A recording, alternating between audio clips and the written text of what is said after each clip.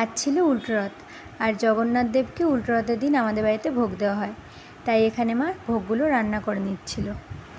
আর এবারের ভোগে ছিল আলুর দম, পোলাও আর রসগোল্লা। এই যে মা এখানে জগন্নাথকে ভোগটা নিবেদন করে দিয়েছে, তারপরে আমরা খেয়ে দিয়ে বেরিয়ে পড়েছিলাম 4 জনে মিলে।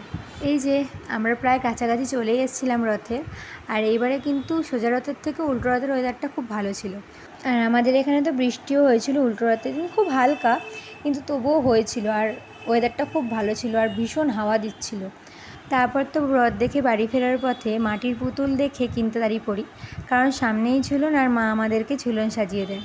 অনেক বছর সাজাইনি, আর ভাই তো কোনো দিনও দেখেনি ঝুলন সাজানো, কিন্তু এই বছর সাজানো হবে, তাই ভাইয়ের খুব আনন্দ হয়েছে। তারপর বাড়ি ফিরে ভোগগুলোকে সব ভাগ করে সবার বাড়িতে বাড়িতে দিয়ে আসি। আর আজকের ভিডিওটা এতটাই, যদি ভালো লেগে থাকে তাহলে অবশ্যই লাইক করো। দেখা হবে একটা অন্য ভিডিও।